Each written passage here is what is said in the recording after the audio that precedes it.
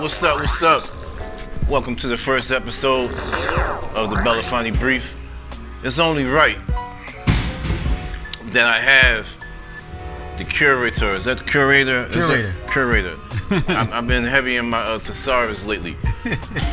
Of the Osage Cigar Talk. The man that first brought me to this plateau. It's only right that he's my first guest. Shout out to Bruce Johnson, Osage Cigar Talk. My man, what's going on? Shout out the name of the company as well. Company's A.V Rental Services out of Philadelphia. Audio visual equipment, staging, and lighting. But we're here to talk with Chop today. Okay. Cool. I appreciate that. Absolutely. Yes. So, Bruce, man, first of all, man, like, you're a good brother. You sip good, you smoke good, you live good. A lot of females, for as long as time can tell, they say men don't. We're savages. We're ruthless in like relationships. So yes, our dealings with them. Mm-hmm. And for me personally, that's not the case. Like, I get affected. It can be we care, basically. Like we don't have a heart. Like we don't have a heart. No emotions. We cold. Right. Now, I will say personally, I can get to that point. Right. Absolutely. If you pushed me there. Right. But from the gate, no, I'm all in. Right. Starting off giving you a clean palate. Right. Starting off soft and fuzzy, warm and fuzzy, the whole thing. And until, if it goes perfectly, then it goes perfectly. You never see that side. But I can get cold when it turns cold. When the whole relationship turns cold, when the vibe turns cold, the emotions. And it ain't that I turn the emotions off. It's just that, like, I ignore them. And I don't let her see them. I'm not gonna let you get. Yeah, you don't deserve. It doesn't deserve that attention. Right. You don't need to know how you hurt me. Right. Yeah. Now, a lot of females, I feel that they take back. Not when you say baggage. Like, if somebody else before you, you don't even know this person. Oh, it's so true. We don't know them.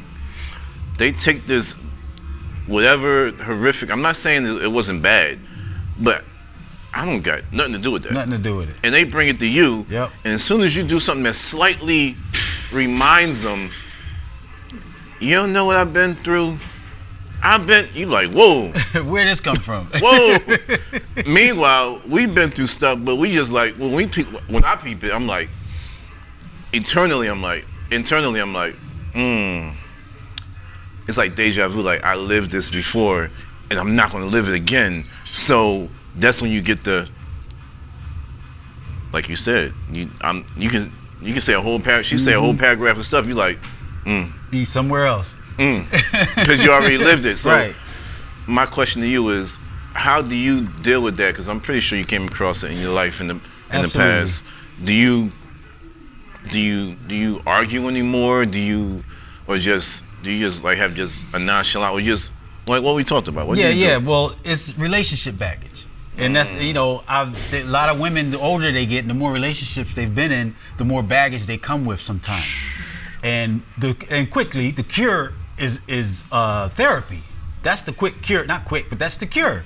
You got to look into yourself and figure out what is the constant in between all those relationships as to why it went wrong. It's you. What did you do? Because there's only one person out of everyone in that relationship that you were with, only one person you can change, and that's yourself. So it's the baggage. And when they come with that baggage, they wearing it like you can see it, because it's the main thing they focused on. You know, it's like, I don't care if you don't call me for 3 days. I don't care if I ain't seen you in a week, but when I call, answer the phone, because my ex never answered the phone. He was cheating, it's all that, one little thing that they got focused on, and they zero focused on it. And meanwhile, everything else is perfect. And they looking at that. And meanwhile, it meant that with that relationship, it might not mean that with me, So I just approach it talking with them. Communication, and you're a talker. Yeah, I'm a talker. He's a good communicator. Like, whatever question he has, he's going to ask you, and it's not like, it's like direct. Like, so I ain't beating around the bush. So I'm going right to the answer. What do you feel about this? I'm talking about this. I'm like, I peeped him since I met him. I'm like, Bruce is very direct, like with everybody, and I respect that about you.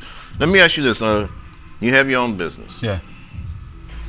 That's like the American dream, not going to work for nobody. Now, when it comes to women, I know it's a plus because they look at you like, oh, you guys on. But I'm pretty sure there's a negative side as well because they might think that you got access to a lot more because you got your own business and you popping, and if they insecure, they like, oh, I know you doing blase blah because you got blah. Right. Have you encountered that? I run into that. I run into situations where, like my business, it's up and it's down and it's cyclical and it's busy season and it's not so busy season. So not so busy season, I'm catering. I'm catering to you, and we going out. We doing this. We doing that. I'm calling. Maybe Right. I'm gonna call anyhow, but maybe we doing things more frequently than other couples might be doing. Right.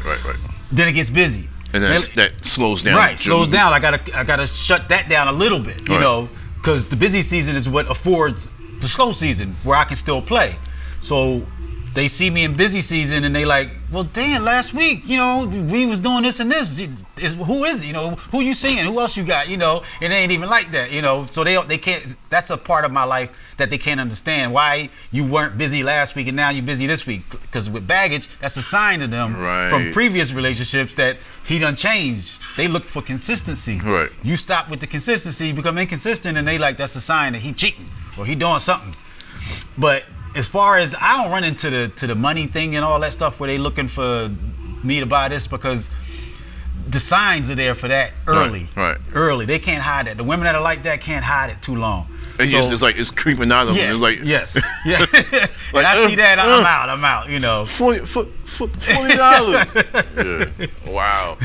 So what I think, and this is not bashing women at all. Not at all. I don't feel like we're bashing them. Not at all. We're just telling the truth. It's just our point of view. That's all. Yes. So I feel that some women don't appreciate, like how you said, like we did this and then it might slow down. I don't think some women appreciate the this. Right. Like, yo, we did this. Right. It's the Janet Jackson theory. What have you done for me lately? Damn, Janet. And I love you, Janet. But you got all these women from your generation to this generation saying the same exact thing. But it's like, do you feel it? I feel underappreciated when that happens. It's for like, sure. It's like, for sure. I stopped doing what I want to do to make sure you happy for this, whatever we did. And then soon as I got something to do, then it's like, oh, I'm going to do my show, or I'm going to, or you're going to do your little show. Everything's little at that point. Right. Everything like. Or you going to do your little show today. and I don't know about you, but when I hear that, I'm like, like it hurt a little bit. Like, damn, absolutely, the show's not little. Right. Like the show's not little. And even if it is, so what? You should be the one that's blowing it up. Exactly. Blow it up, lady. If nobody else. Both ways, blow it up.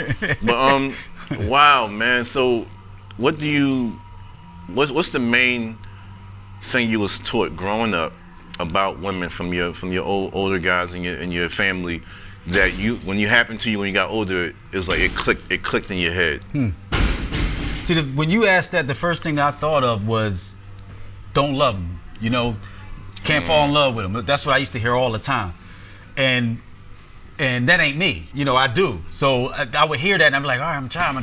You know, right. Next thing I know, oh baby, like listen, this is good. I love you.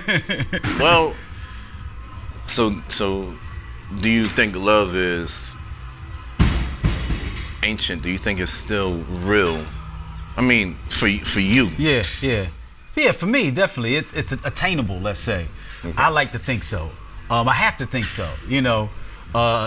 Yes, I do. But it gets harder, and maybe it's the older you get, it gets harder. But it's out there, and it's attainable, and I got to believe that it is. So, you know, you keep going. You have your fun in the meanwhile, you know, and all that, until you run into it again.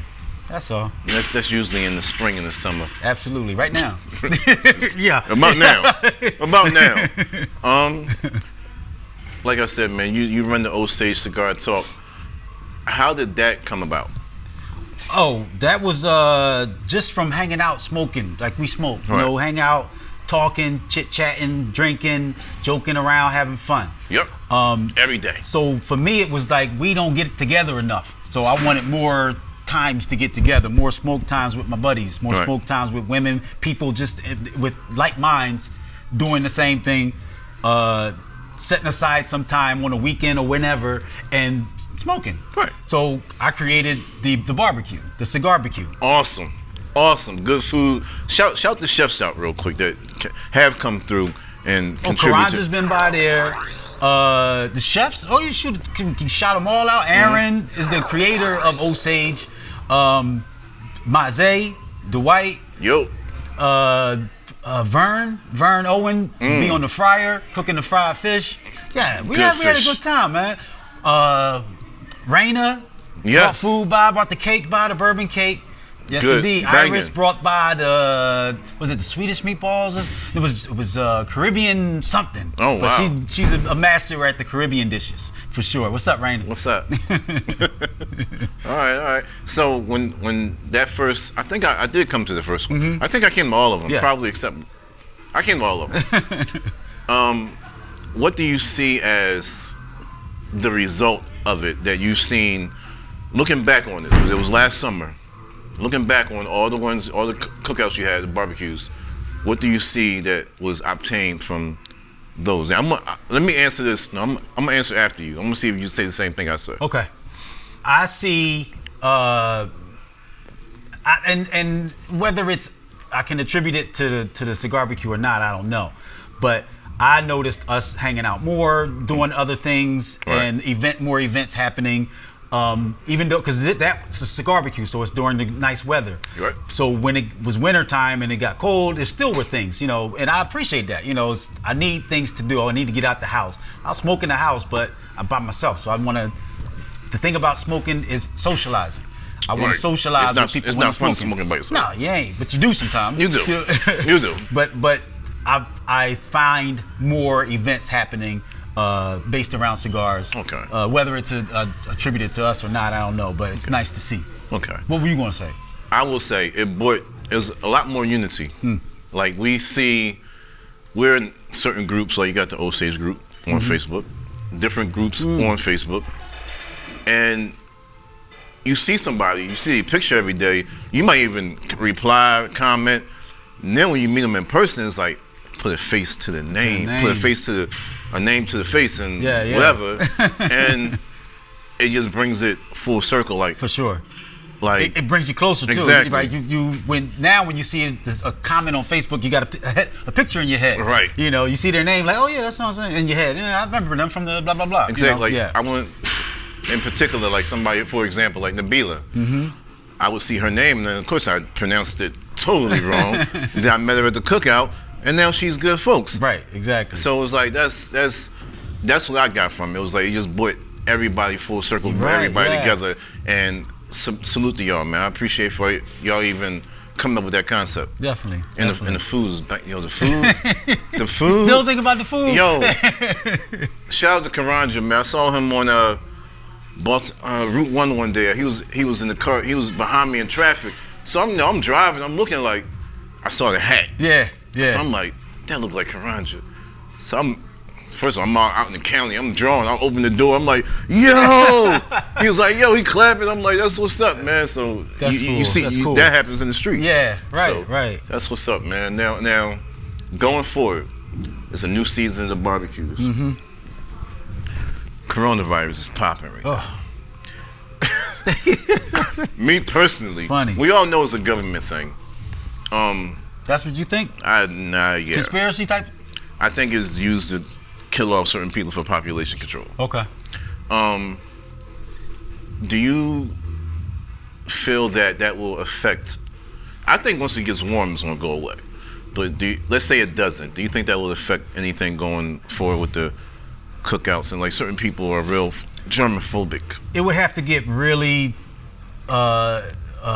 exacerbated, let's say, for it to affect the cookout. But it is affecting things right now. It's affecting meetings, it's affecting conferences and things like that. I'm actually writing an article right now, started today, about the virus and how it's affecting certain industries. Wow. Like we're taking a hit, the economy's taking a hit. and like the cure, let's say, is far out. But the thing is, it was compared to SARS and how SARS is. Remember SARS? SARS was out and they were working on the what is it called? I want to say they're not working on the virus. They're working on the I guess the cure, but there's another word antidote. for it. Antidote. Yeah. Well, they working on that. The fix. And they were working on the cure for SARS. And while they were working on the cure, they never came up with it, but it went away. Somehow it just went away. It right? all goes away. Yeah, so I'm hoping, like you just said, by summertime it'll be gone. So hopefully that's what happens. The thing is, it's a couple of things that I noticed and read today. Okay. Not a lot of people dying from it. People are recovering from it. It is not as widely spread as the media portrays. Yes, the media loves it because it's a draw. It gets eyes on the TV, right. Eyes on the paper. So the media is going to blow it up and make you think it's the worst thing in the world. So of course. It's hitting the economy because people are reacting, and they're canceling events, canceling conferences, canceling meetings, and that means money. That means people losing money when you cancel a conference, canceling trips, canceling cruises, and all that stuff. How about that? Yeah, yeah. So man, listen. I've seen like you said, businesses have benefited. I've seen businesses suffer. Yep. It's been talking about in certain NBA games playing with no crowd. I'm right. like, right.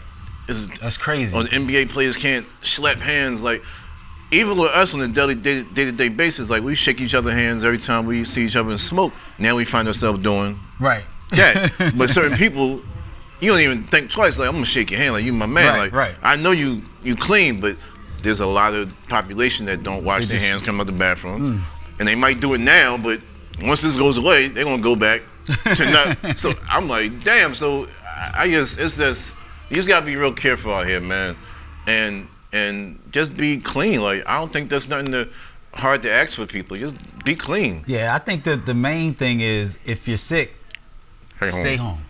Stay home. That's it. The mask ain't doing nothing if you're not sick. The mask is for people who are already sick to keep their germs in them. Right. You know, because the only way to catch it is mucus or saliva within 6 feet away that comes out of a person's body from sneezing or coughing. That's it. Now, how you feel about the stereotypes? What's that? I'm not eating Chinese food. Oh. I'm not going down Chinatown. I'm not drinking any more Corona beer. I'm not drinking no more Corona beer. And shout out to you. Like a month ago, I was sick. I had the flu. So I hit him up like, yeah, man, I had the flu. First thing he wrote, oh, you got that Corona? I'm just laying in the bed, sweating profusely, dying. I'm thinking in my head, and I'm like, man, Corona. No, man, like, and you didn't even respond. I guess you was like, man, fuck him. It was a joke. You know it's a joke.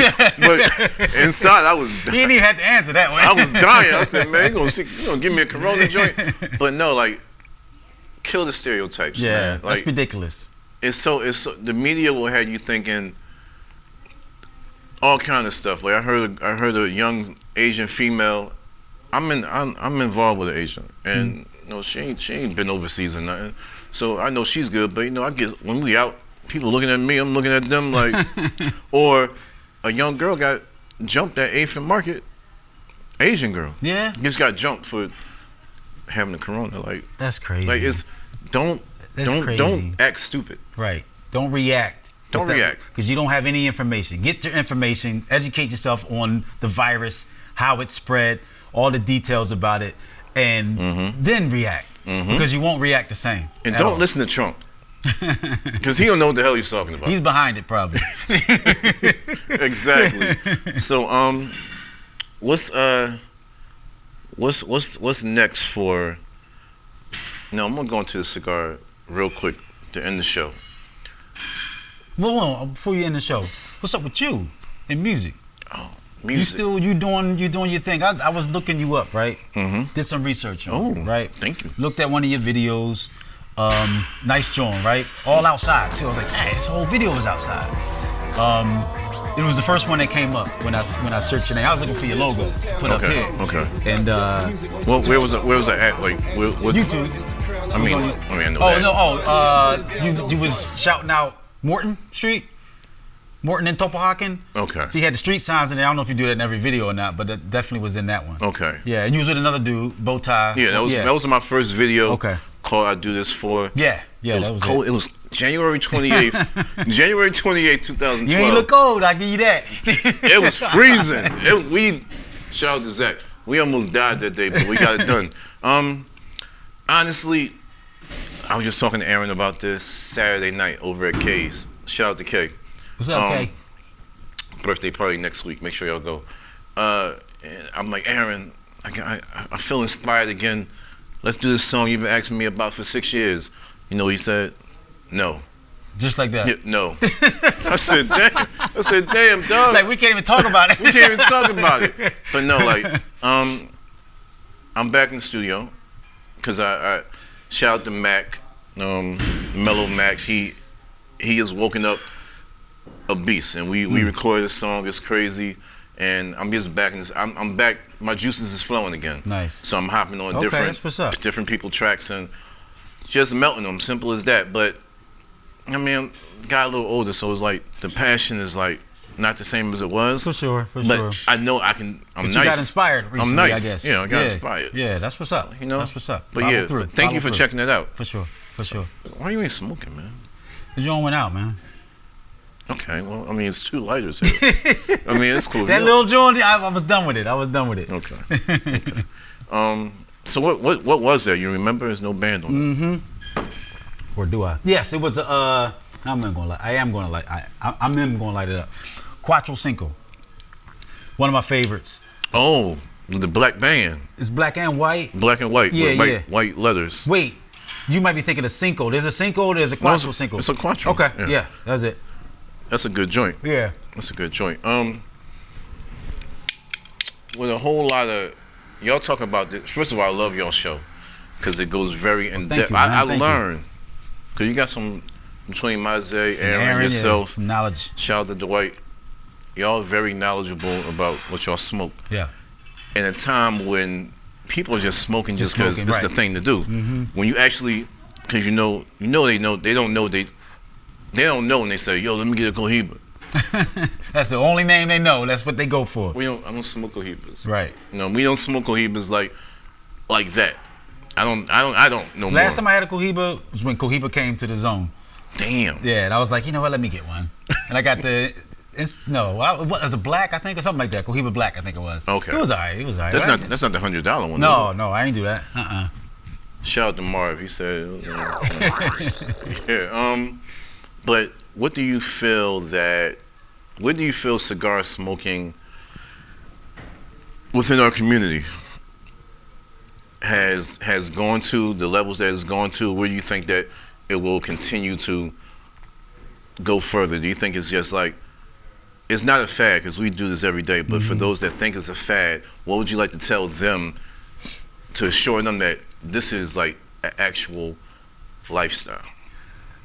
Well, you have a couple questions in there. Mm-hmm. So when it comes to our community, I think we're getting recognized because it's not a fad, like you said, and we've been there, we've been doing it, and we're spending our money in the lounges. We're spending our money at the stores, at the brick and mortar. So we can't be ignored, and we're not being ignored, and I appreciate that. Right. The distributors, the rollers, they're coming out, they're coming to see us, having events at our places. Right. So I like that. For a person that is, I guess you said, just coming in and think it's a fad, get in and get out. We're not looking for you anyway. If that's the way you feel about it, get in and get out. Play around with it and be out. Right. If you want to get your feet more than wet, then ask questions. Be around, talk, yes, communicate, yes, learn what you're smoking. For a long while, it wasn't a fad for me, but for a long while, I just smoked. I smoked what I liked, and I didn't pay attention to what I liked. And I'm just, okay, I remember the name, and I just buy the same thing again. Not concentrating as to what the leaf was, what the wrapper is, what the filler is. Knowing that if I know that, then I can also go to another cigar with the same profile and try that. Yes. So For a while, I just concentrated on where it was from. It was Okay. like, oh, it's Honduran. Punch. I liked Punch. It's from Honduras. I'm like, smoke cigars from Honduras. You know, that was it. You know, Right. not knowing that there's other things involved in it. But at least I was doing that. You know, I was trying I was learning what I learned at the time, and then slowly learned more. That you need to know more than that. You need to find out more by having conversations. You hear that? Yeah. Learn. It's, Yep. it's simple. It's simple. Like, it might be something simple as, like Mazay always say, like he started the colorful band. Right. And something might catch your eye. It's just like, you might see a woman you like, oh. There it is. And then you stick to that type of woman. We're visual creatures. Visual creatures. And that's how it is with cigars. Now, I was in Tobacco Town yesterday. Shout out to Tim. What's up, Tim? And it was just like it was a crazy like family reunion. So I'm walking in there. He converted the humidor into like a real spacious, lovely experience. Recently? It's another change. Okay. It's one aisle. It's one aisle straight in the middle, and cigars. I know how you used to have. Yeah, it is. It's, right. it's crazy. Okay. The visual is Nice. crazy. So I'm in there and I'm looking for this cigar that Dave told me about. Shout out to Dave Collis. And yeah, I'm name dropping. Oh well. So I left my phone in the car. So I'm looking on my watch like, damn, I don't know how to get the contacts. Guess who walks in? Dave. I'm looking like, yo, show me a cigar. It's right here. So we in there like 5 more minutes, and then a friend of ours that used to smoke with us at Tim's, Ken, he walks in, and it was just like, we just in there just going through the box of Padron 1926s and just buying stuff, and it felt like the camaraderie is so. I know I said the word wrong. I like it. Spell it, but it's so together. It's ridiculous. Yeah. And it makes you have conversations with people that us personally, we don't walk down the street and be like, yo, what's up? Right. We just don't do that. But with cigars, we get to know people more than we would usually get to know them. And another thing about Unity, how you said like the cookouts, how I said the cookouts bring everybody together. We're doing this. We're crossing state lines now. Right. Like Maryland. You're going over to Vegas. I'm pretty sure you met people there. Absolutely. That say, yo, I'm from where? Name the place. Arizona. And then you got a spot that's Right. smoking in Exactly. Arizona. Exactly. When they come to Philly, they can come rock with you. Yep.